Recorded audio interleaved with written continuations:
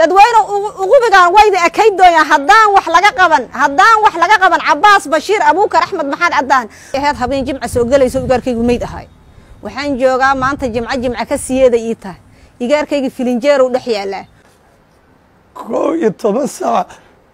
waxa la soo sheegay wiilkayga beedkiisa la soo sheegay qoriga lagu dilayna waxa iska lahay shirkadda Hormuud madle mooto ugu qaadi jiray waa xiri jiray waa darab qaadi jiray waa weesa qaadi jiray igarkay ka bacdi waxa lagu dilay balcada nin lagu dilay horaa laga soo qabtay xamar weyna nin lagu dilay horaa laga soo qabtay maxaa aniga la igu soo qabalayn cadaalad ku weysana maxaan cadaalad ku laahay ma waaran hooyo wax dhashay ahayn maxaan cadaalad ku weysana ya Axmed Maxamed Cabdulla muxuu cadaalad ku leeyahay 8 maalmood filinjeer u dhex yaala dadka dilay iyo dadka qoriga lagu dilay lahay waad ogtiin dawladay waxba idin kama qarsoona dadweyne ugu bigaan wayda akayd doonaa haddaan wax laga qaban Cabbaas Bashiir Abuukar Axmed Maxamed Cadaan oo ku nool tuulada Xaaji Cali iyo haddaan wax laga qaban Axmed Maxamuud Caraay oo loo yaqaan Ilkaas ugu bigaas ummadda wada akayd doonaa dadweyne maqla aniga hooyo wax dhashanahay cid ila soo xiriirtana male dadku duur kama dhalan sidii aad moodaysan iyo siday maanta to ismale laba wajay kala leedahay marka aniga hooyanahay waan xanuunsanayaa wiilkii calooshayda barkaday oo gobolkayga ahay oo curadkayga ahay ayaa filinjeer 8 maalmood dhex yaal cadaaladna ma haysto dawladdu haday ninkii nin dila ay soo qabahayso ha ii soo qabato galab khamiisaday ahayd habeen jimca soo galayso igarkaygu meyd ahay waxaan joogaa maanta jimca ka siyeeda ii tahay igarkayga filinjeer u dhex yaala walax daba socda ee labadi gedi ninkii soo shirqoolay iyo ninkii gacan ku dhiiglaha ahay walax ka socda xagoora oo iigu yimid hooyadiis inaan ahay oo baarkayga soo barkadana ma jiraan dawlaan waxaan iimaan dadkayga dilay waxaan iimaan Hormuud ay ka wada shaqeeyaan walax ila soo xiriir oo ma arko oo cadaaladnimo ku socdo waxaan rabaa dawladdu inay cadaalad fidiso oo tira iidaati Xasan Sheekh asaa ku saxiixay degmada Cadal inuu waxa waysana ninkii nin dilay in loo dilo asaa ku saxiixay Xasan Sheekh hadoo warka uu sheegay aynan sheeka ahayn oo in dadka masaakiina la xaqira aysan ahayn cunugaygu agoon u ahay madina waa ahay madi aabiisna madi waa asuguna madi u ahay wuxuu ka jooga qabiil dhan uu ka joogay Xasan Sheekh hadoo dadka masaakiina wuxuu qabahay cunugayga dadka masaakiina xaqoora lagu seexdo ka mid yahay 8 maalmood oo filinjeer dhex yaala walax igala soo xiriirana ma arko ninkaas labadaas nimo u dilan yahay labadaas niman ka rabaa Hormuudan ka rabaa labada nin Hormuud ay u shaqeeyeen Hormuudna dabaanada lagu joogaa niman damiin laga ahayn ma joogi kariyo Axmed Maxamed Umar Jambeel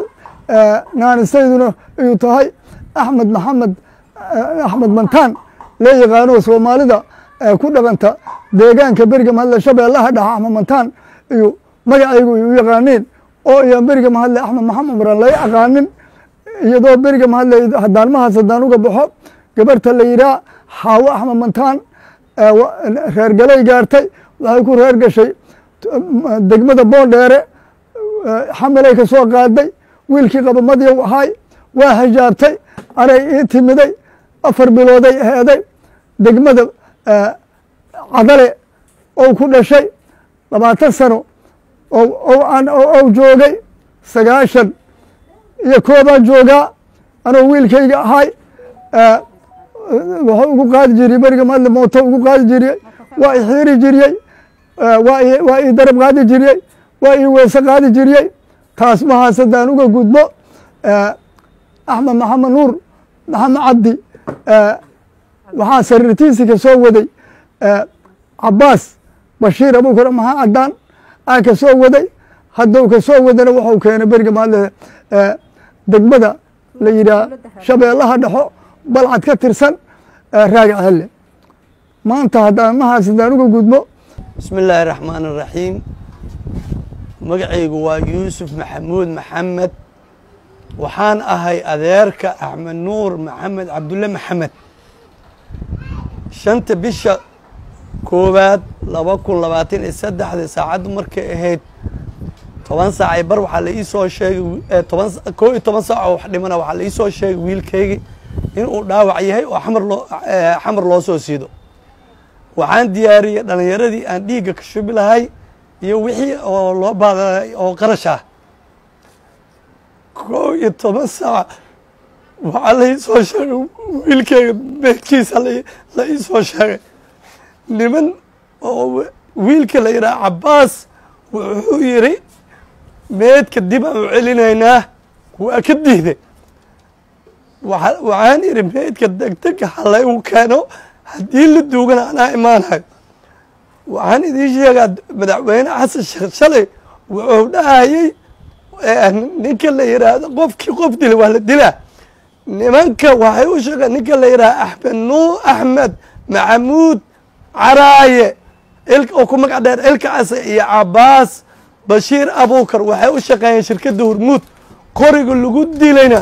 waxaa iska lahay shirkadda Hormuud waxaana xogta ugu dambeey aan ku hayaa in labada ninba ay joogaan shirkadda Hormuud oo weli ay howlgal ay shaqeynayaan markii aan dacwada badinay oo CID aan tagnay oo ninka aan dacweynin oo aan la mari waayay oo nimanka keena aan dhahnana waxay sameeyeen waa keenaynayna dhaheen haddana waa nagu soo laabteen ma keenayna mana idin imaanaynayna dhaheen haddana waxaa labadooda ay dhex fadhiyaan ay ku dhex raaxaysanayaan shirkadda amniga u qaabilsan shirkadda Hormuud ee Daryaal korya bari horeeya gadaal Hormuuda igaarkayni dishay maxaa yeelay ninkii dilay iyo ka u shaqeeya waa nin mushaariye Hormuud ninka waa soo qaban kartaa ma suurta galayso in ninkii nin dilo ayagoo og oo heesto inuu maro wadadan uu haddana maro sii maro soo maro ammaan helkaynina la dilay madaxweyne xasan sheekh mar labaad xilka inaad ku soo noqoto ilaahay ayaa kuu qoray balse ilaahay kuuguma qorin inaad cadaalad darro nagu dhaqdo xasan madaxweyne cadaaladan ka doonaynaa axmed nuur oo madiyan cadaalad u rabnaa dadkii dila waa daansheeyo haayaan axmed nuur inuu cadaalad helaan doonaynaa in dadka Hormuud joogeenna dilay noola soo qabtaan doonaynaa dadka degmada Cadale jooga waa taqaanaa hal qof hadii laga dilo 5 nag yiraahiin haddaadna fasaxdo axmed nuur 5 nagu araynaa ka yartaaba meen hal toogan 5 dilayna